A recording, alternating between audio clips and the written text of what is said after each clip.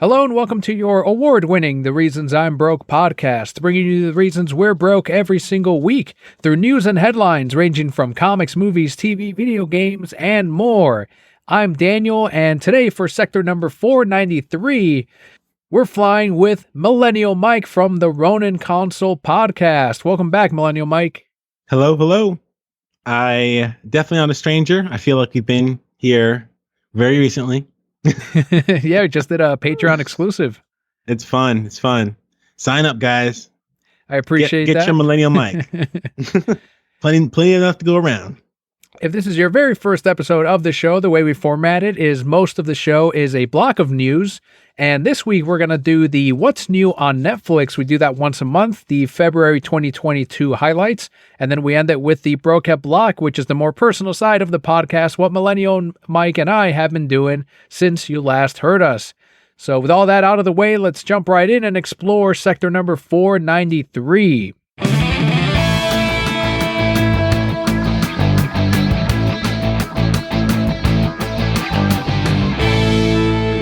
Some comic book news this week, as several of Morbius's single issues and trade paperbacks are sold out at Diamond, and that's as we get closer to Jared Leto's film. Marvel stated that newer printings are on their way for some of these collections. Currently, the only ones in print are Marvel vs. Morbius, which is more of an all-ages type of compilation, and the Morbius 864-page omnibus, which is well over $100. So extra thick. Those are usually hardcovers. You know what? I'm excited that normally when a movie is coming out from Marvel or DC, people will, if they're excited for it, I can kind of gauge their excitement and how well that thing is going to be, whether it's a show or a movie, by how the comic sells, how all these tie-ins, if suddenly people start coming in and asking for, hey, do you have any Invincible books? Then I know, okay, people love the show. They're coming in for the material. And it sounds like they're doing the same for Morbius, which is a good thing for Sony. That's the reason why they keep holding it off. It's like, as long as it doesn't come out, people will keep on buying the books in anticipation. Right. They got to learn more about Morbius, I guess. And that's usually how it goes. Guardians of the Galaxy was the same way too. I remember that one where it was tough to recommend some stuff because it's like, well, the stuff that right now is out on the shelves because it's Marvel doesn't really have the Guardians that you recognize from the movies. They have other characters on there. Are you excited for the Morbius film when it comes out? This is going to be a deciding factor for me. I feel like Morbius is going to strike that tone that I really was expecting for Venom 1 and Venom 2, which I don't think it hit very well. I think, I have some concerns because of Venom 2. So I probably will see this one, but I feel like if this doesn't hit the right notes for me, I think I'm probably going to just call it quits on the Sony Marvel universe, whatever they call this, the Sony universe of Marvel characters, the SUMC, the SUMC. So the upcoming Kraven the Hunter and the Black Cat, Silver Sable movies, if this one doesn't do well, then as you said, it sounds like we'll have a rough idea on what direction they're going in. I'm a little bit on the opposite side because I like the majority of the Sony Marvel movies that they've made. So to me, they haven't yet kind of Do you like Venom 2? That. I didn't like Venom 2 compared to Venom 1. I thought it was okay, but I'm not going to buy it. I'm not going to go see it again anytime soon. It's not something that I found to be too memorable. Paul Kelly and I reviewed it on here. There were a lot of decisions in there that were like, you had the character of Carnage, who's not that three-dimensional as it is, but they kind of did the wrong thing with him. They threw in this weird love story that wasn't needed. There's this whole non-betrayal or forced betrayal between the symbiote and Cletus, I guess just because they weren't compatible. The Kelly ended up fixing the plot in like an episode of us just talking about the movie, like, oh yeah, they should have fucking done that. So it's a shame, but you don't like the Spider-Man movies with Tom Holland, correct? No, I only saw Homecoming, and it wasn't for me. Like and I've also seen Civil War, and I didn't like him in that either. All right, so we don't like the new Spider-Man movies. We don't like Venom 2. Aside from like way back in the day where all comic book movies were good, like the Raimi trilogy and ASM, which you liked the first one, I know, and maybe the second one, although it's been a while since you've seen that, as per the Patreon episode we did. What Sony movies Spider-Man movies do you like so much that's compelling you to stick with these new ones? So I like we talked about the Raimi ones, and then Into the Spider-Verse as well, I thought was excellent. That's probably one of the best comic book movies. You can easily put that in a top 10. So I really enjoy what they've been doing with insanely Spider-Man. good, yeah. Exactly. And all these characters kind of spin out of that Spider-Man universe too. I just feel like, not counting Venom 2, of course, and whatever might be with Morbius, I think Sony treats their characters a little bit more earnestly than Disney does. And A definitely little more, bit? Is that enough though? a little bit Just a more little. earnestly, definitely, than Warner Brothers does with their DC characters right now. So right now it's weird. Like, I'm like, Sony's the little bright beacon. Like, I'm kind of rooting for him. Plus, I really like Jared Leto, and I will watch almost anything with him. I just watched that recent one, The Little Things, I think is what it was called, where he plays a serial killer. Yeah, with Denzel. That's right. Yep. Yeah. I watched that movie with Denzel, The Tragedy of Macbeth, as well. Terrible. Well, not terrible. It just wasn't that good. I wasn't a big fan. But I love Denzel, though. He's great. So Jared Leto alone is a selling point. Maceo and I talked about that a couple of weeks ago, and same deal. We're mainly watching it for Jared, but a good secondary for me, at least, it can only is Sony's Jared. handling. Yeah. We also have what appears to be DC's most streamed show, although people will tell you that it's Pedomaker on HBO Max, and there's a lot of controversy there over how legit those stats are. But in this one, following the news that Lucifer was 2021's most streamed show, and according to Nielsen, which again is very suspect, I don't entirely trust them either, just like Samba, but according to Nielsen, it beat out Squid Games, which is on Netflix, so both Netflix shows. Neil Gaiman took a shot at the show's early boycott after this all came out as the most streamed show. He said on Twitter, quote, "I would just like to formally thank the 1 million moms for their attempt to ban Lucifer before it came out. Their boycott was the thing that signaled that Sandman had arrived as a comic, and I knew it boded well for our TV spinoff," end quote. I remember we covered this years ago, and Kelly and I were like, the million moms were probably the ones watching this. They probably felt, because it's a Christian. Are you familiar with them? Lucifer is, along with Beelzebub, those are very typically Christian centric, like naming schemes for the devil or Satan or whatnot. I'm familiar with the character, or the biblical figure. As far as the character, I don't know much about him. I haven't really read. I know he's not in the same universe as what's his name, Constantine, is he? Let me think. Lucifer, well, in the CW crossover, I saw the clip. I don't watch any more CW shows, but they had a brief crossover with Constantine. And I really like the sci-fi, I think it was on originally, Constantine show. So those two characters did briefly cross over. And I'm sure in the comic books, there has been some kind of crossover between the characters at this point after so many years. You know what I would really like to know? This is more about the number situation. Okay, because this is what I've noticed with Netflix is that they're always saying that there's always a new biggest stream show. Clearly, there is a definitive number. We just don't know what it is. I wonder if it's possible to go back and find out when the last time they published the numbers for the greatest stream show, and then basically just go through all the articles and see this was the next stream, biggest stream show, then this one, and then kind of make like your own chart to figure out how many people would have to be watching these shows based upon like a marker for the most streamed show, quote unquote. Because it feels as though this is just a marketing tactic. I mean, they're never going to give us the numbers. Who cares if it's the biggest streamed show? And at this point, I mean, it doesn't even mean anything. It feels like, but I don't know. I mean, what do you think about that? It just seems kind of silly. I mean, same thing with Peacemaker too, or what is it? Peacemaker? I forgot what the Cena one. Yeah, that's the one. Yeah. Well, that's one of the questions that Bobby has asked before on Discord too, and that's what makes all of this very weird. So to anyone confused as to why Nielsen might not be entirely accurate, Disney Plus, Hulu, Prime Video, Apple TV, Netflix are the only ones being monitored as far as Nielsen, and they only do a select number of viewers, just like Samba does. And that's why it's like a small sample of the particular televisions that they're tracking and what those people's viewing habits are. And that's where they take it from. But to answer your question, I don't know. To me, they're not important numbers. I think to the general public, they are. To me, when it's convenient to me, and I'll tout it if it's something that I like Zack Snyder's Justice League, the Snyder Cut. Although it's not Nielsen or Samba at that point, it's other third-party companies. So at that point, yeah, I'll tout it because I know the general public will fall for it and they will immediately run with it. It's like, oh shit, that is pretty successful. Right. But in this case, to me, they don't mean anything. You're right. I think it is a marketing tactic. It's to get other people to go, I heard a lot of people are watching that. Let me check it out. I have Netflix. I haven't seen Lucifer. My question to you is, how come they keep it so secretive as far as the numbers? Obviously, it's got something to do with competition, but why would they not want the other streaming services to know what the actual numbers are? Mm-hmm.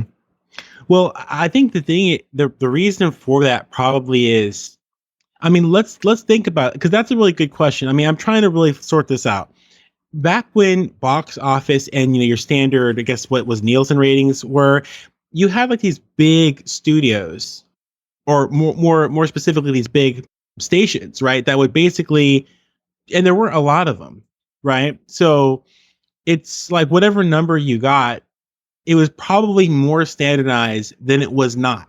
But nowadays, there's like a million different streaming services, and most of them are pretty popular. I mean, there's probably like 3 or 4 of them that are pretty popular. And then there's a bunch of other services too that also stream, shows that get popular based upon what happens to be trending or whatever. One day it's Apple TV show, Prime, Netflix, HBO, whatever it may be. So I'm thinking, because like the moment that one person chooses to release the numbers, they're setting a precedent. So it's like, okay, we released the numbers. Now we're like the first ones to be judged. Like, and I'm not sure that anyone is really like, what's the force, the authority that's judging the quality or the accuracy of the numbers aside from the studio or the streaming service itself. I'm thinking it might have something to do with kind of like, there's no way to standardize it.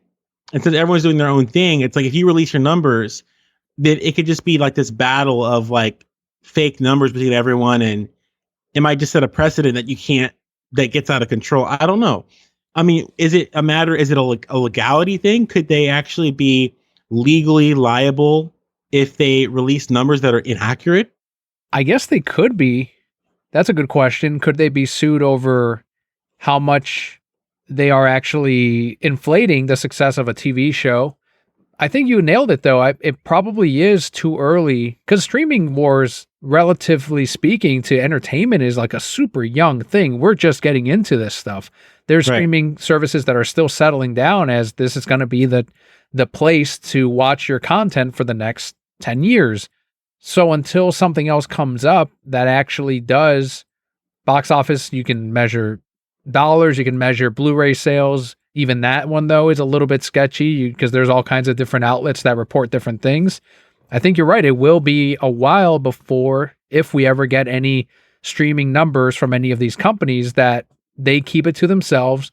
They have no interest in showing it off. All they can say is, like Netflix, this is our most streamed show this week. It's a hit. And they'd technically be right because it's a matter of opinion, right? Because they'd be like, yeah, I guess it is a hit. And that way they keep it all in their self-interest. I would say, who knows why they're not doing it, but I think it's just, we really don't need the extra uncertainty. And I'm kind of happy that they don't have the opportunity to fudge the numbers, because I mean, they could definitely inflate it, but they always inflate it. Like, oh, critics say, they've been doing that forever. But if they actually start releasing numbers and then we see all these numbers flying around from different sources, it could just get really messy. Well, if you want to catch up on Lucifer, you can stream all episodes right now on Netflix. It was almost canceled and it was saved by Netflix, and now it is the most streamed show of last year. So congratulations to Netflix. We've got some Disney news this week. After Disney announced a live-action remake of Snow White and the Seven Dwarfs, actor Peter Dinklage slammed the movie, calling it, quote, fucking backwards, end quote. And he was referring to the depictions of dwarfs. And this was in an interview with Mark Maron. He said, quote, literally no offense to anyone, but I was a little taken aback when they were very proud to cast a Latina actress as Snow White. but you're still telling the story of Snow White and the Seven Dwarfs. Take a step back and look at what you're doing here. It makes no sense to me. You're progressive in one way, but then you're still making that fucking backward story about seven dwarves living in a cave together. What the fuck are you doing, man? End quote. So, in a response to this, Disney issued a statement, quote, "To avoid reinforcing stereotypes from the original animated film, we are taking a different approach with these seven characters and have been consulting with members of the dwarfism community." And now, this broke too. Do you guys live in caves? Nope. It takes out a pin pad. Okay, so no, does not live in caves. No caves. They apparently are overcorrecting, something Warner Brothers is very familiar with. The Wrap reports that instead of dwarves in the film's narrative, Disney will now be using, quote, "a group of what they describe as magical creatures," end quote. What a fucking mess, man. You gotta be kidding me, my bro. That's funny. Wow. It's like an overcorrection of all of this. Instead of just saying, look, we're still going to have dwarfs, we're going to cast them, but they're not going to be living in a cave. So Peter Dinklage, what the fuck are you talking about? We know what we're doing. And from there, consult with the dwarf community and figure out what's okay and what's not okay to do. You know, like, call me problematic, which he definitely hasn't been the first time, but what's the big deal of anyone living in a cave? I mean, so what? You know, like, I mean, most magical creatures, you could probably link to something, you know, problematic, you know, fairies, dwarves, I mean, whatever, trolls. I mean, so many of those magical creatures have some kind of modern political spinoff, you know? So it's like, honestly, Disney should have just stuck. I mean, like, they have people in concentration camps in China where they're making their Mulan movies. No one cares. Right. You know, it's like, no one cares. They should have just shut up. But oh well. Magical creatures. That's one of the things that it confused the hell out of me. And honestly, it's, you know, when you asked what's the problem with the caves, it's like, well, Peter Dinklage says. So obviously in the dwarf community, that's a thing that I'm not familiar with, I guess. Yeah, it's still going to be a hit though, maybe. Mulan surprised me. I really thought that was going to be a pretty big hit with the Disney sheep. Like they were going to go out and watch it and really bulk it up. But it seemed like it did not do well at the box office or on Disney Plus. So I really don't know what to expect out of this. I don't know why they're still moving forward with live action remakes. But Snow White, I think if they have more flops than hits, they'll start cutting down on these. Yeah, I don't know. I think this is not something that I actually have any skin in the game in, so I just make fun of it. That's it. That's the best part. We also have some Microsoft news this week as 343 and Xbox have announced that Halo Infinite has become the most successful launch in the history of the franchise. This was announced via social media that Halo Infinite already amassed well over 20 million players in total since its release at the end of last year. So you and I were talking just now about inflating your successes and maybe fudging the numbers a little bit. This achievement comes with a couple of reservations. The multiplayer component of Halo Infinite, that one was free to play, and much of the 20 million player count was attained in this manner, so they counted those. Xbox Game Pass is another feature that didn't exist when previous Halo titles launched, which makes Infinite the most accessible game in the series thus far. So I still view this as a pretty big deal, though. Do you think that takes away a little bit of it, since it was partially free to play? When it comes to us as consumers, I mean, like, we're podcasters, we talk about stuff and we make fun of stuff and we stand for stuff and we just have fun with the whole pop culture thing. But talking about it from a consumer level, I can't possibly fathom why we would really care about the presumed success of something like this. I mean, what does that even mean? It doesn't have any effect on us. They're downloading or distributing all these free games. So we know that they're monetizing it somehow. So what are they talking about success? Like, is it a cultural success? Is it some kind of, like, what kind of standard of success are they talking about? The game's good. I downloaded the game. I play it with my friends overseas. That's how we hang out. I don't play it much beyond that. It's well put together, has a lot of polish. It's my first Halo game that I personally played. It's fine. It's not, so the nostalgic factor isn't there for me. I'm sure they're going to do good. As far as Microsoft as a company, they bought all those other studios recently, so they're kind of riding high right now. So why would they release some lukewarm news about their Halo? So I don't know. It sounds like just a kind of a non-issue to me personally, but maybe that's just because I'm overly cynical, or I don't know. I agree. It is a non-issue. I think it is a success. As a Microsoft stockholder, I truly enjoy that this is the most successful Halo game yet. 20 million players. Well done. Have fun enjoying this very well polished game, as Mike himself. I'm going to edit you out I'm to one just of say, yeah, to just you say how great the game is and move on from there. Yeah, I mean, I'm not like trying to downplay. Like, I genuinely am happy. It's a good game, and I think that them doing as well as they're doing is going to mean more competition, which is fantastic. So, yeah, it's good. On comicbook.com, they recently asked this question, and I thought it'd be good to discuss it with someone who is an avid anime watcher. And I don't know about Dragon Ball Super, and I know I'm not super caught up on it currently, but you can probably compare this with some other anime that have that same protagonist or antagonist throughout the entire series. They recently asked the question, is Dragon Ball Super better without Goku and Vegeta as main characters? What are your thoughts on this, Millennial Mike? Or can you compare this with other shows like One Piece, where what if they were to suddenly take away the main characters and focus on the supporting cast? Yeah, so I haven't watched Dragon Ball or Dragon Ball Z in a long time. I like the characters. I like the video games. I'm not really invested in the story that much. So I don't think I'm super qualified to say, but I do have a pretty general idea about Goku and Vegeta as characters. And personally, I was never, even at the time where I was really into it, was never terribly invested in those characters specifically. I was just really cool. I thought it was really cool to see what they did. I like the fighting.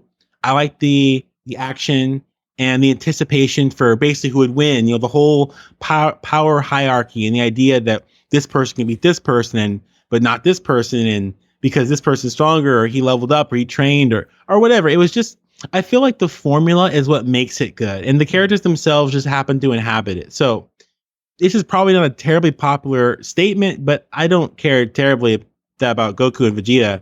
The other characters could probably fill their shoes if they did cool fights for me. I think they asked this because in the new Dragon Ball Super film, Gohan seems to be the main heroes character. Or whatever. Yes. Yeah, they call. Yeah.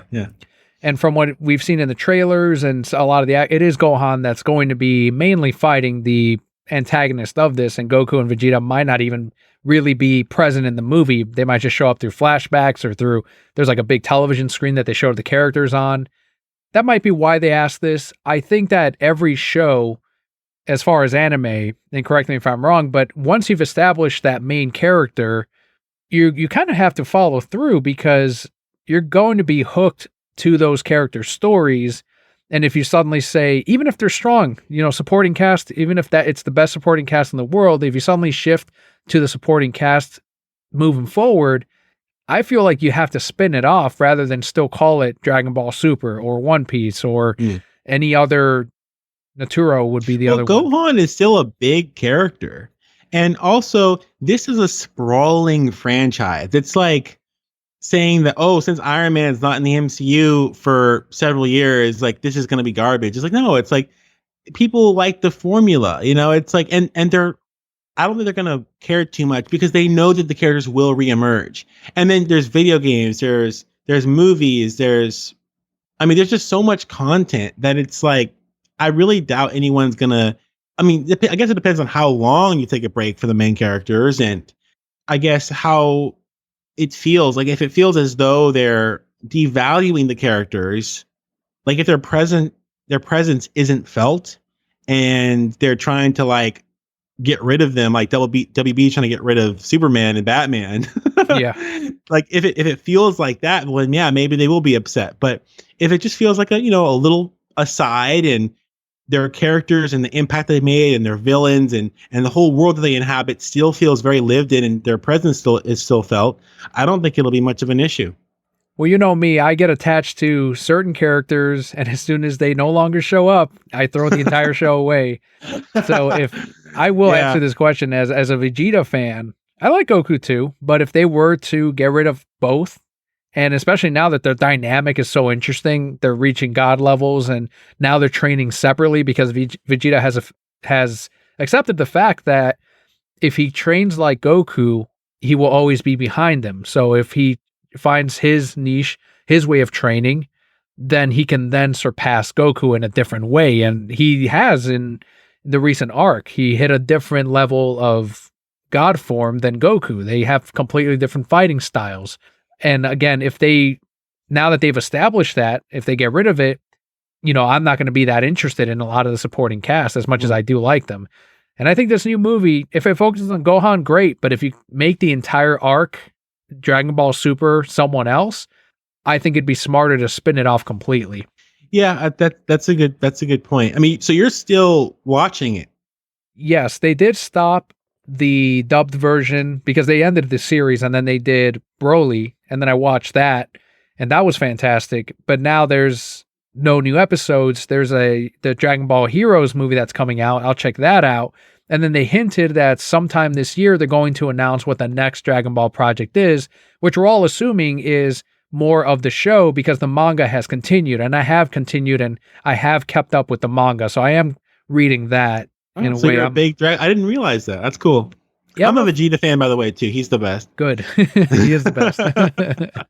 Yeah, I don't know if I'd call myself a big one, but I guess I keep up with the manga, so I'm casual, maybe. Well, you read the manga and you watch the anime. I mean, Right. that's about as in as you can get. I guess so. Yeah, you're right. And the manga will make me pissed off at the anime because they'll do things way differently, and it seems to be better in the manga. It's like, oh shit, you fucking nerfed Master Roshi in the anime. You're a weeb. I didn't even realize you're a weeb. You're complaining how the manga is better. Jesus Christ! But I watched. You're the kind of weebs that I talk to all the time on the Mal forums. you got to remember though, I watch dubs, so I don't know if I'll ever qualify. That's true. We all have our ups and our downs, don't we? You're just uncultured. So here's a property that Warner Brothers seems to have lost as far as their deal with Legendary. Deadline has confirmed a live-action TV series is in the works for Godzilla on Apple TV Plus. After the success of Godzilla vs. Kong, Apple was said to have, quote, immediate interest, end quote, in the pitch as its streaming service wants more established IPs. That is not the only TV project that Godzilla has in the works right now. Franchise is continuing to explore the world of anime with Netflix.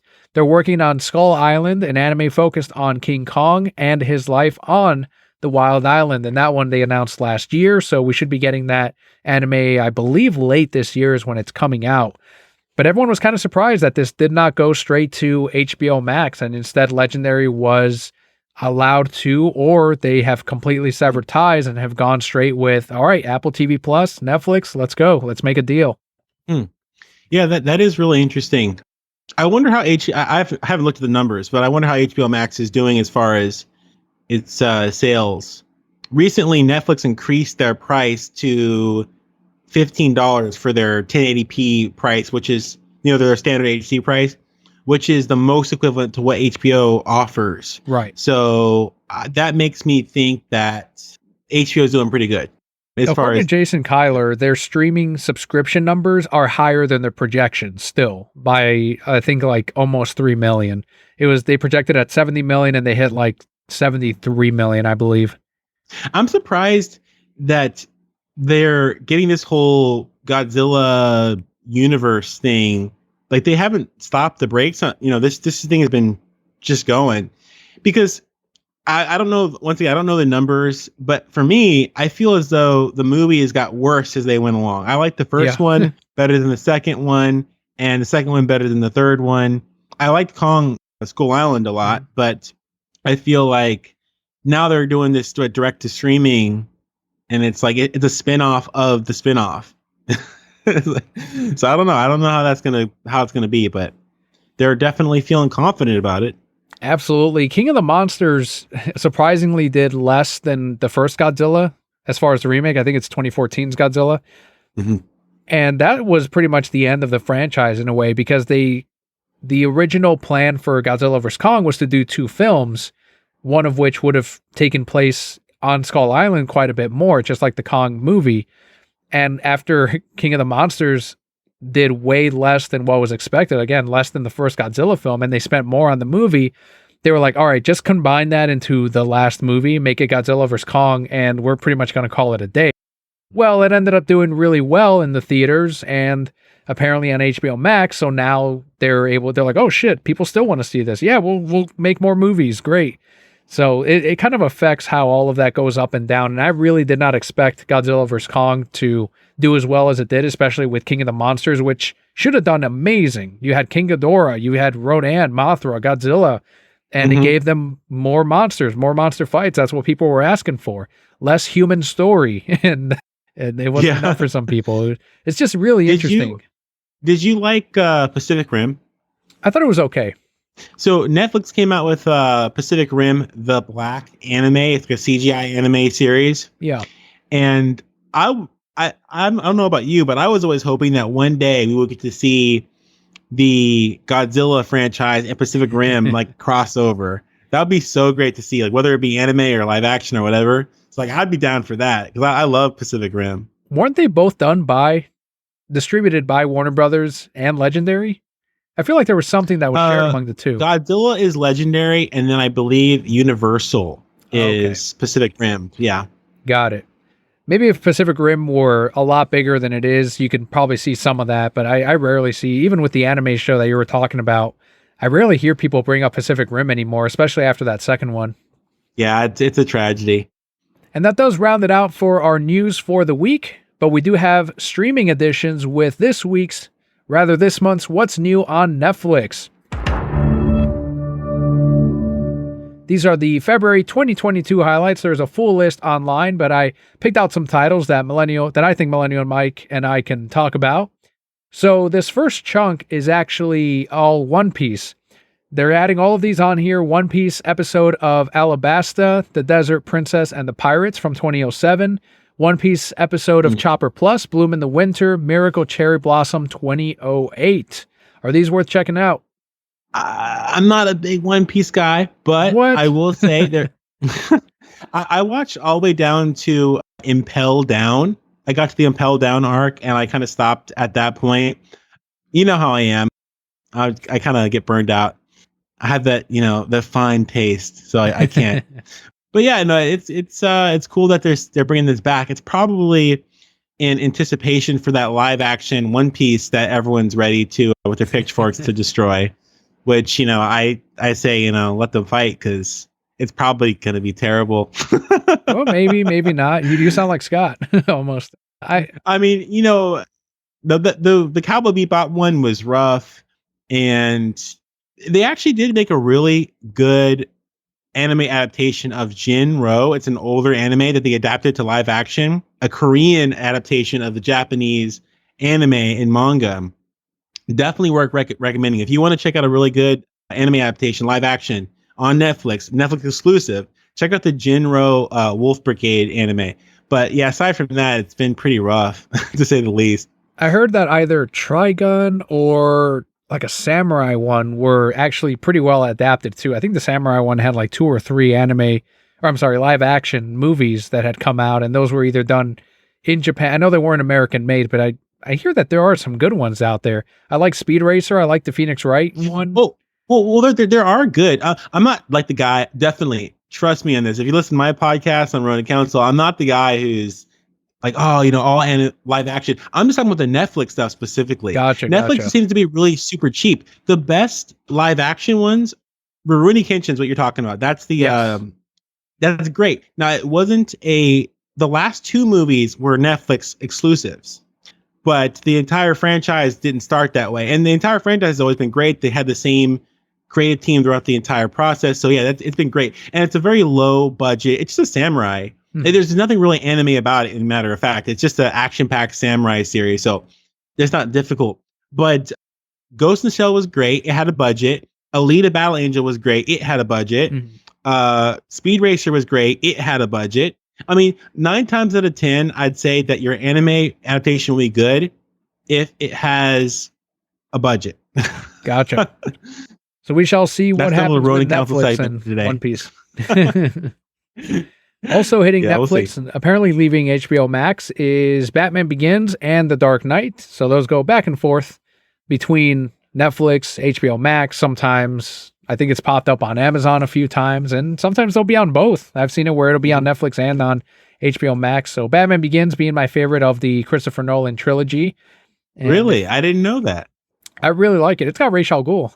That's my You want favorite to hear Batman a villain. really hot take or a crazy like thing that's going to get me canceled? I've never seen The Dark Knight Rises.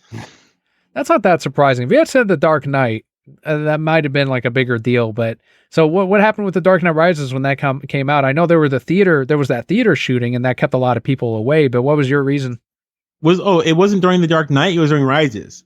Yes, because someone dressed up as Joker in The Dark Knight Rises theater, and that's what caused some people to. Yeah, well, and actually, even that was that's a thing of history because he had his hair dyed orange, and the cops were like, he thinks he's the Joker, and there was literally nothing Joker about him. Well, I think that there's this sort of like urban legend behind Batman movies that keeps on trying to be perpetuated by the media that there's something demonic about Joker and that it infects people and makes them do crazy things at the showings of any Joker or Batman related movie. I wonder if all the media will attack this Robert Pattinson thing, you know? Yeah, I doubt they will, but yeah. Yeah, I doubt it. Yeah, exactly. Also hitting Netflix is Zack Snyder's Legends of the Guardian, The Owls of Ga'Hoole, which I watched for the first time last year. Whoa, you did? First time. Isn't it? Dude, doesn't it slap for an animation? It is not it's not a kid's movie. It treats it very, and I'm not saying by content or anything, but it really treats its story incredibly serious. Yeah. No, it's fantastic. It's got a lot of, it's Zack Snyder doing an animation, and the animation looks like, it's top tier even today. It is. It looks it's so good. Yeah. I expect nothing less. It's incredible. Love it. I kind of want to see, he's doing that Norse mythology animation, but I kind of want to see him maybe do one more and a big animated movie at some point. Right. Like this, like a full CG kind of thing. Yeah. Netflix is supposed to be giving a pretty big budget to his Rebel Moon thing. So I really hope that he pops off at that. Yes, me too. Also hitting Netflix is one of my favorite horror films of all time. It might be my favorite. And it's the one that does still kind of rattle me to this day. And I'm not a religious guy at all, but that just goes to show the power of movies is The Exorcist. Never seen it. Not a fan. That, genre of movies. I like thrillers, psychological horrors and whatnot. I'm not into the spirits and demons and all that, It's cinema, my friend. That's what I like about The Exorcist too, is it's a really well-made film. Special effects are still, some of it, kind of has shown its age. It's from the 70s. But otherwise, it's like, holy shit, like the makeup work on during the whole movie, not just on Reagan, but on the other actors. I do hope you check it out at least once before you pass away. It's one of those that I do recommend. It's one of those movies you should watch before you die. I would put it on that list, The Exorcist. Or after. I'm joking. True. And speaking of weebs, The Last Samurai is also hitting Netflix. Have you seen this one with Tom Cruise? Yeah. Oh man, that's funny. I watched it in middle school and I liked it, but I think I'm going to watch it again. And I don't know. I have a feeling it just won't hit the same for me. Like, I feel like I won't like it this time. I don't know why. Do you like Tom Cruise? Do you think that on his own merit, he's like a good actor, or he just happens to pick movies that are pretty entertaining? I will say he's a good actor, and only because I've seen Collateral, and I really liked him in that, and he was excellent in that. He was actually pretty good in Interview with the Vampire, too. I watched A Few Good Men, and I'm like, I don't think so. I think that's kind of sus. I like the Mission Impossible movies. I think he does good when he's just doing his action stuff, but not that it would really make much of a difference. I don't hate him or anything, but I'm sure he's great in The Last Samurai. I'm sure the movie's good. Also, Zack Snyder's Watchmen, not the full extended edition, but that one is also hitting Netflix. Another one that it ages like fine wine. It comes up every so often as like And I don't know if you remember, people were slamming it over not having the giant squid monster at the very end of the movie, but they called it the unfilmable graphic novel. And even to this day, people will admit it's fucking good. And it adapted it really well in 3.5 hours, I think. Yeah. Every year there's something that's unfilmable, and yeah, there's always something. It's just that people have a very elevated opinion of the thing, and it's always unfilmable until it is, So. Right. Very true. And a 2022 Netflix original is Texas Chainsaw Massacre.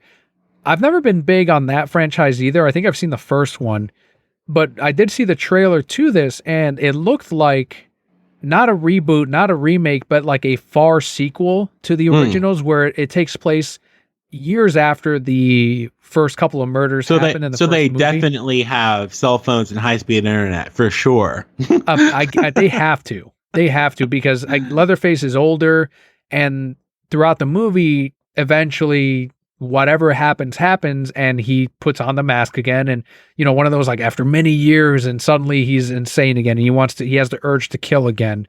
And that's kind of that's the take that they're going with. Interesting. Yeah. I mean, I think the greatest thing about, I think, psychological horror movies is that it's more about people's insecurities and stuff. Like the thing you can't run away from is within you. It's not something you're running away from. I mean, I don't I'm fine with a slasher or a monster movie or something like that, whether it be like a kaiju or a smaller monster or whatever, urban legends, that kind of stuff. It's fine with me. And I could definitely suspend my disbelief, but it's just like, you have a smartphone, like it's just kind of hard to, the fact that a lot of this stuff isn't on, TikTok or whatever, Right. But couple more here on this list, and these next two I'm probably the most excited to watch on Netflix. The Cuphead Show season 1 is a Netflix original. They're going to be releasing it in 3 installations, and I forgot how many episodes they said. It was 48, so they've got to be short episodes if I had to guess. Probably like 15-minute episodes on this one. That'd be perfect. Yeah. I love the aesthetic of the game, enough to where, like, I bought a couple of merch pieces. I bought the comic books that released. I've never played the game. I've seen plenty of Let's Plays, but I don't have an Xbox. So at that point, I know I can play it now, I think, on the Switch. But I'm really excited for this show, and I think they can do some really neat stuff with it. I'm curious to how how they're gonna frame it. I mean, the game doesn't really have much of a story. Right. It's got like these really interesting artistic, there's a lot of interesting imagery in the game for sure, and a lot of it doesn't feel terribly, it's kind of unnerving when you look at the game. It's, some of the things are kind of like, that's kind of disturbing, it's kind of strange, I feel a little bit uncomfortable. So I wonder if they're going to bring that into this, or if they're going to make it more of a something that maybe kids would be cool with. I don't know, we'll see. I've got to look up the rating on this one. If it's not rated MA or whatever, yeah, I think that should be the demographic, because that seems to be who played the games anyway, and I think that would fit. Yeah, really well. Exactly. Yeah. Last one on here is Tyler Perry's A Medea Homecoming. I fucking knew he was going to come back to Medea. He said a few years back, like, I'm done doing the character. I'm going to do these other films. And I'm not just going to make Medea for the rest of my life. I need to do other things. And that's it for the Medea movie. Like that last one he came out with was his send-off. I'm like, bullshit, Tyler Perry. As soon as your new movies that don't feature Medea don't make as much money as the Medea movies, you're going to put on that wig and that bodysuit and everything.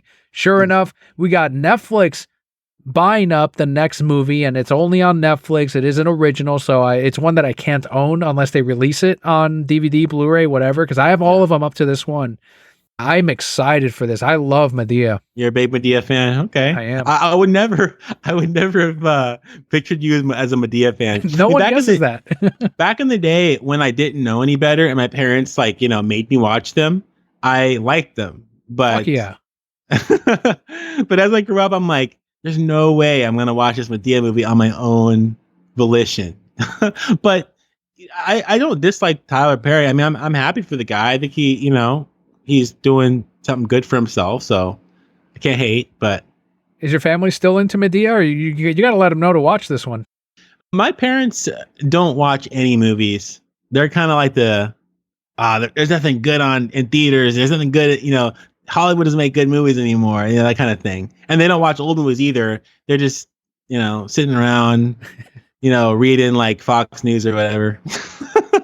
Well, maybe they'll jump onto this new one. I haven't seen the trailer to it because I don't need to. I know I'm going to watch it, and I know I'm probably going to like it. I've liked the previous ones. There's going to be a message in there about empowering women. There's going to be a message in there about doing what's right, and some guy is going to get his comeuppance because that always happens. It's almost but I love seeing that. I love watching that comedy behind it. Yeah.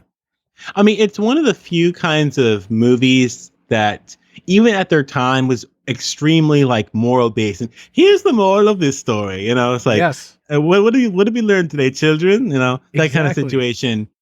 I think that is cool. I think there's certain people who really like that kind of thing. So yeah, I think that's cool. I definitely wouldn't slam him, or I wouldn't wish him any ill will or whatever. I think he's doing a good thing. I love bringing this up when I talk about Medea. Do you remember Spike Lee's comment like a decade ago about the Medea movies? How he was going against them? Okay, so I don't remember the comment, but I actually do remember there was some sort of controversy about Spike Lee and which is hilarious because it's like, what do you say? Tyler Perry was basically saying, he was like, we as a people are better than this. And it's like, Spike, no one's going to see your fucking movies. That's why you're pissed off. You just want the Medea viewers to watch the Spike Lee movies, and they're not. Like at the time, he was struggling as far as people going out to see his fucking movies. Everyone wanted, the black community was going to go see the Medea movie that Tyler Perry films. So I'm like, shut up, Spike Lee. Yeah. I mean, let people watch what they want.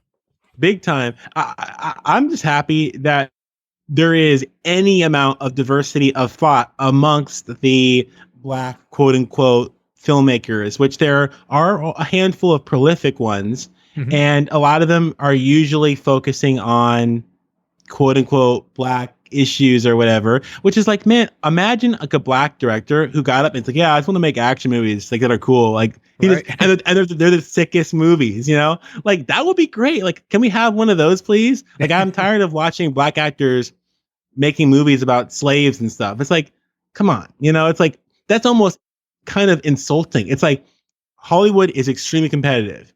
You managed to rise the ranks and you've done something for yourself. And after all of that, the thing that you want to make more than anything is another slave movie. It's like, okay, well, I mean, I guess if that's what you want to do, but. Or they'll do like the famous athlete biography type of movie, like number 42 or whatever. Right, Muhammad Martin Luther Ali. King, Malcolm X, or Muhammad Ali, or exactly. It's like, come on, guys, you're filmmakers. You like making movies, right? Like as a kid, what movie did you want to make? I feel like Hollywood is just pressuring you to make these movies because as a woman or a black person or whatever, they can't make these news articles that you're doing something important and relevant and that you need to see because it's not about it feels manipulative. As a matter of fact, I don't even know if these people they genuinely want to do it. Or if you want to even get more conspiratorial about it, maybe Hollywood is only allowing black directors that are going to continue to proliferate that kind of idea that, oh, black directors want to make important black yet yes king slay movies. Screw that. It could be. And even now in today's climate, imagine someone other than a black director try to make that kind of movie of a period piece or whatever. You can't do that. You got to have a black director tell the story of these black characters. And that's kind of how Hollywood is working now. So let's say a studio wants to make, like, we have this script and we want to build this. Now they have to find the black director to film this movie because they'll get canceled if they get someone otherwise. Right. And that's another good point too. They have a script that was written by not a black guy. And then it's like, well, we need a black guy to direct it. So let's pull this guy who we wouldn't hire otherwise to direct the movie or whatever. I mean, who knows? I really don't know, but it's just like, once they get up there and Now you're like arguing amongst each other. It's like, dude, it's like, come on. It's like, if he wants to make something stupid, at least we have a black director who has the privilege of making something stupid. Well, we're not talking about Medea, right? Because Medea's not stupid. Well, I mean, let's just say that it was. let's, just, let's just say that it was or whatever. I mean, not that I even care about representation. I couldn't give a rat's. I wasn't like, oh my God, I want to be Tyler Perry when I grew up. I wanted to be freaking James Cameron or, or Snyder. So I don't care about that. But I mean, it's just silly to see them argue and then try to flip flop and be like, oh, I'm more progressive or whatever. It's like, guys, just make the movies you want to make. That's going to be more inspiring to anybody than what you're trying to do, in my opinion. It's still fascinating. I bring this up every now and again too, how I was listening to Word Balloon and he was talking about comic books, and I think it applies to movies too. During a period where women were just starting to get into being allowed to get into the editorial jobs and into comics, they were being told, okay, well, you can write the Lois Lane comic. You can't write the male characters. You can write the girl characters. Right. And they're like, well, we want to write the other characters. And they're like, no, you can write Lois Lane. And then you cut to today, you try to give a Wonder Woman comic to a male writer, and there's going to be some pushback. There's always that, or any female character. So it's just kind of interesting how it's almost the same, but in a different way. Like the readers are demanding that women write women characters, that people of color. Is it the readers though? Is it the readers? Well, you see it online all the time whenever, or at least you definitely used to a couple years back, of why isn't a woman writing Wonder Woman? What the fuck? You do see that. And now the comic readers don't give a shit. They just want to read these are the social justice warriors that don't buy the comics anyway.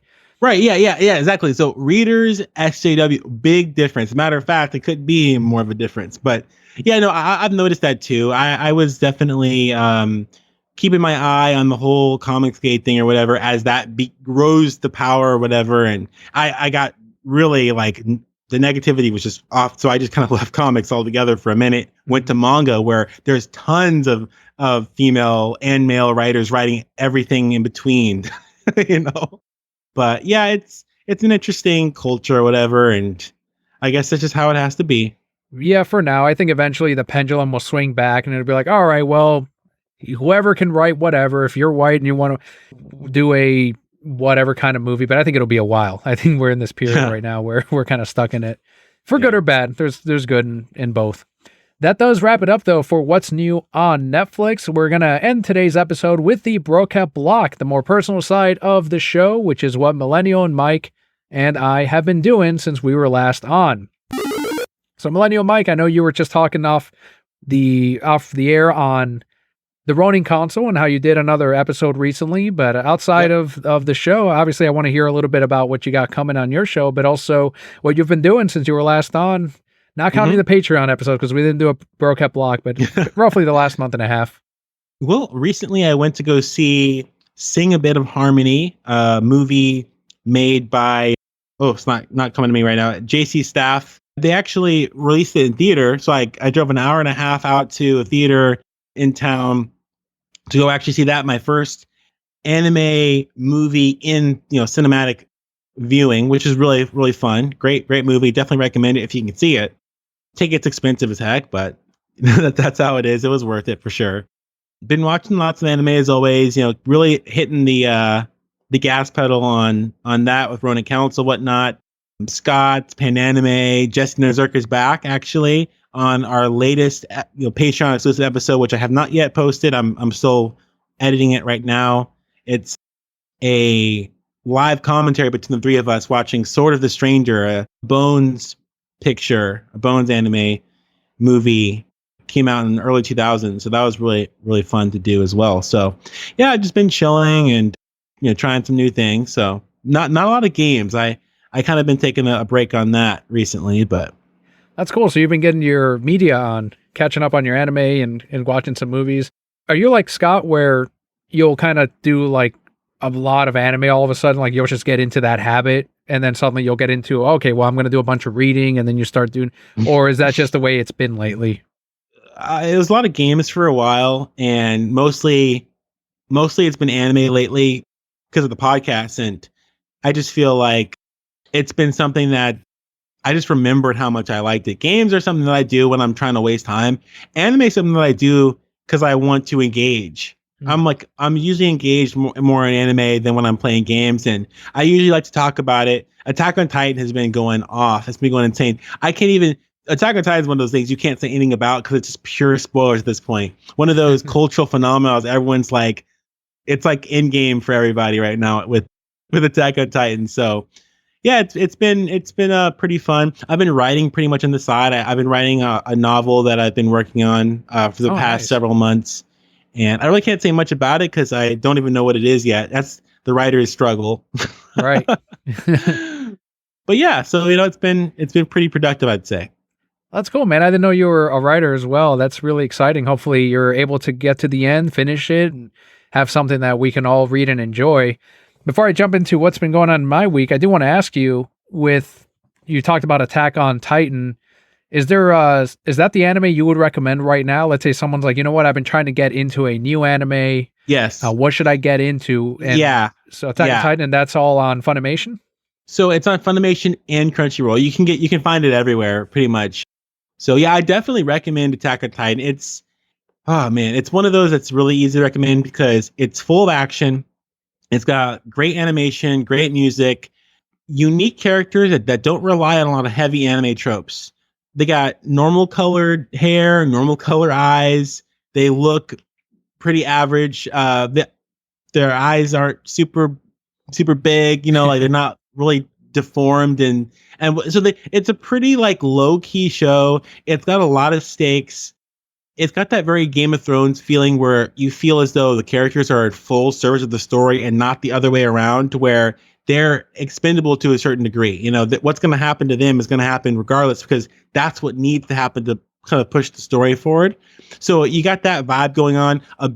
That's a big reason why it's really, contributed to its success. There was a 5-6 year gap between season 1 and season 2. So there was a lot of talking and like conjecture and what's going to happen between those two seasons.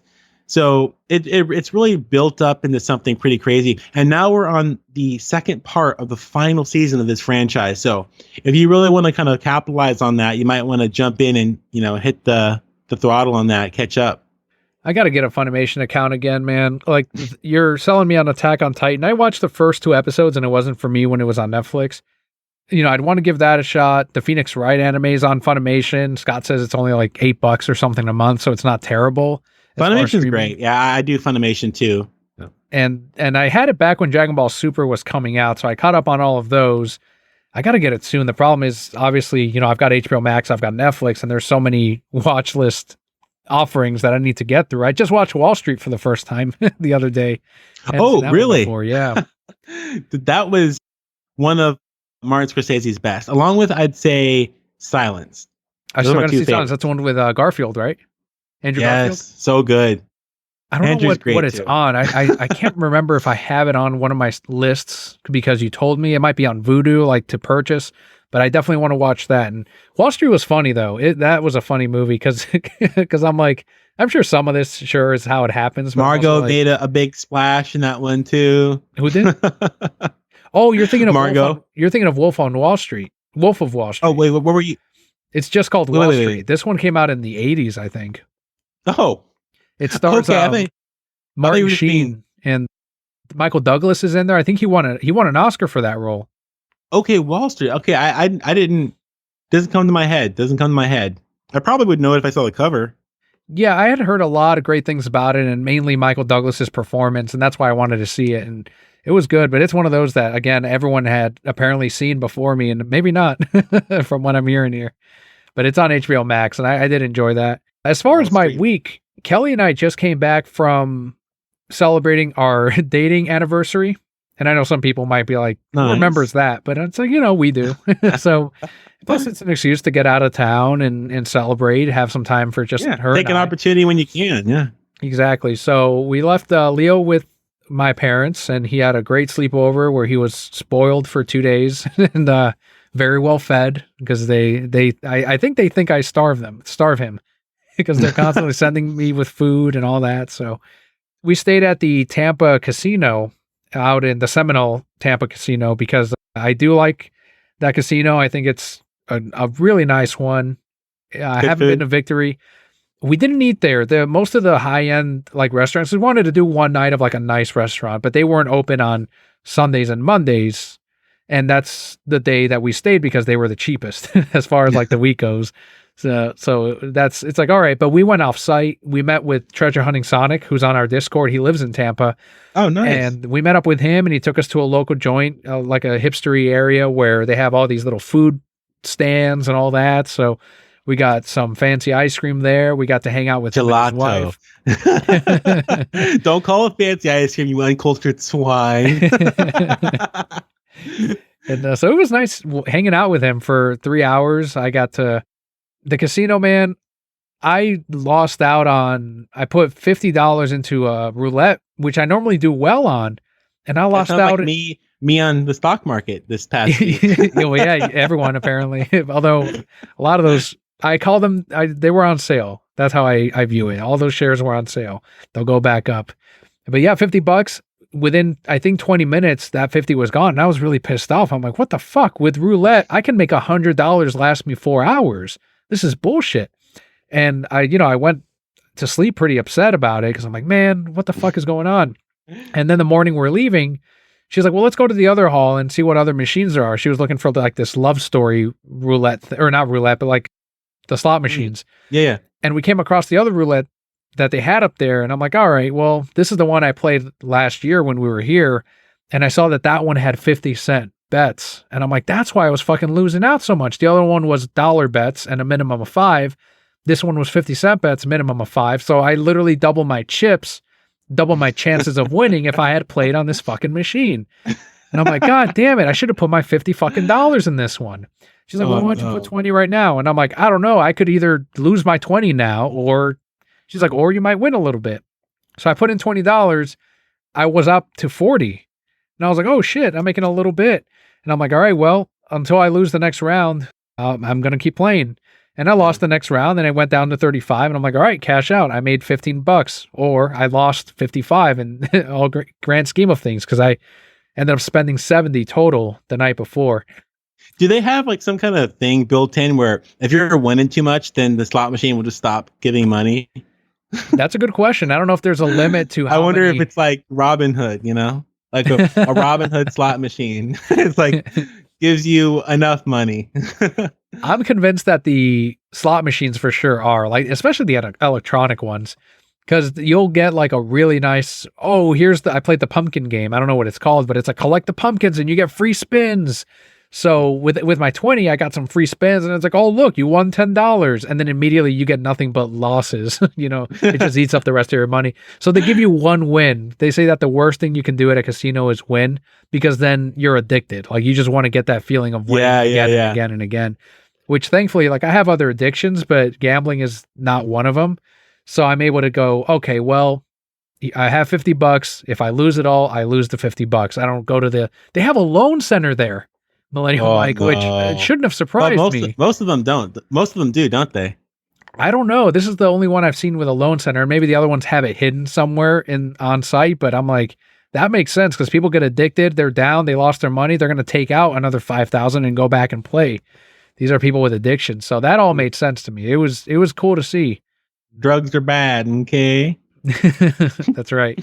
But that's kind of what happened with me this week. I didn't go crazy on my gambling. Like I said, $55, because that's a lot for me right now, and that was enough. But At least it feels more fair than the stock market, which I'm salty about. I'm so salty. I don't know what I'm doing. People are losing money, putting more money in. It's like, that's basically the same thing. Yeah, I mean, I like the stock market more than gambling, because I feel like if I lose money on the stock market, it's less overall and it's not as quickly. Plus, at this point, I've been investing enough to where I know these companies are going to bounce right back. And like I was telling Jared, I was telling my buddy Justin, I only invest in companies that are going to pay me dividends. So, are you familiar with that?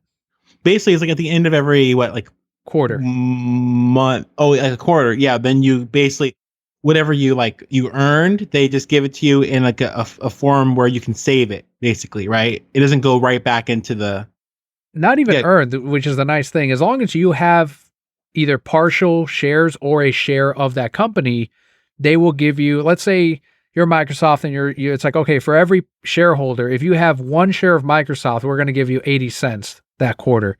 So if you Mm. have less than a share, let's say you have half, then they're going to give you 40 cents and it continues like that. And if you have 100 shares, then you're obviously going to get quite a bit. And they do that every quarter as long as they're profitable for the most part. Even if they're not profitable, like AT&T right now, they're giving me $16 this quarter as dividends. That's why I only invest in those companies, because it's like, yeah, they're down, but they're still paying me to hold stock. So it's kind of, in a way, a riskier form of a savings account where I'm earning a little bit for that money. And as long as you're not selling that stock, you're not really losing that money, because that's where people get fucked up, where they're like, oh shit, I put 200 in this and now I'm down to 100. I'm just going to sell. Or if you wait a year, it'll probably be back up to 200. Mm. I was like on investing.com and posted in the chat, and one of the guys like, oh yeah, you don't want to cancel or sell your bond or your stocks in your bond. Like, for instance, like, BND bond, or I have VTI, like, got your developing markets or whatever, like those. He said, like, you want like those to be like 70% of your entire portfolio or something like that. So you never want to sell those. You want to hold on those. I'm like, man, that's where I'm losing all my money. And I have like Ford, and I lose some money there, but not nearly as much as everything else. So I don't know. It's like, it's kind of weird. It's like, I have like $1,000 in there because I just started like a few months ago, Mhm. and I just haven't touched it. I feel like I should be like flipping stuff and, constantly like be doing something with it, and jumping on things and pulling levers and clicking buttons and twisting knobs. but it just been going up and down regardless of what I do. So I don't really know what I'm doing. So I need a course. That's the thing. Like, I thought when I first got into it, I'm like, all right, I bought shares that I'm like, might go up later and I'll sell it then. I don't have the time to watch those things though. I can't be a day trader. So that's why I'm now A a multi-monitor long-term. setup. Yeah, exactly. Yeah, there are people that will do that. They're like, okay, I'm going to buy this, sell that, make a little bit. Now I'm going to buy this thing that's cheaper and then sell that. I can't do that. So I go for the long-term thing where I can't be watching all this. So I go with companies that I don't see as going under anytime soon, like Microsoft, the Yum Brands, who own Taco Bell, Apple. I used to have a little bit of a share or two of. And these are companies, again, all companies that are going to pay me to have their stock, to have their share. So I'll hold on to it. And then anything they pay me in dividends, I put back in there. So theoretically, in a few years, every quarter, I should get $15 from each stock that I have. And I could either put it back in there to make it even larger, to then next quarter, maybe I'll get $17 or 20, to where many years down the line, that could basically be my paycheck. that equals out to $500,000 that you got to have invested. But, it's going to grow as you get closer to that number, because you're just reinvesting those same dividends into it. So it just kind of depends on what you want to do. Yeah. That's funny. But that about does it as far as what's been going on in my week. And I hope everyone enjoyed this very rare investor talk from two very inexperienced investors. Yeah. But Millennial Mike, let them know where they can find you and where they can listen to the Ronin console. You can find me on The Reason I'm Broke Discord, first and foremost. That's where I spend most of my time, hanging out with peeps there. We have the greatest conversations in the Patreon. We get deep, we get heated, we get triggered, we get toxic. So definitely worth checking out. Some of the conversations we had recently have been pretty crazy. You can find me on, of course, Ronin Council. So I do have the Ronin Council Twitter. So that's just at Ronin Council. And you can also find me at The Exiles Net on Twitter as well. I post mostly on Ronin Council, so that's where you're going to find my updates for my podcast and whatnot. And then you can find me on Vero, which would be vero.co/Millennial Mike. So vero.co/Millennial Mike is where you can find me on Vero, which I've used also pretty. That's my own personal stuff. You want to know what I'm up to. And Brokehead Core, if you want to be heard on the podcast, you can also leave us a voicemail. There's a link in the description. But otherwise, it's speakpipe.com/thereasonsimmbroke. If you want to leave us a comment, a question, you might be heard right here on the podcast. Millennial Mike, I want to thank you once again for being on today, for talking anime, Netflix, and a lot of stats as far as the streaming wars go. So I really do appreciate it, Millennial. Yeah, big time. Great being with you, man. And to you on the other side, I appreciate you joining us for another week. If this is a repeat episode, or if it's your very first episode, thank you for making it to the very end, and we hope you join us again next week. Thank you for listening, and Brocat Core, all will be well.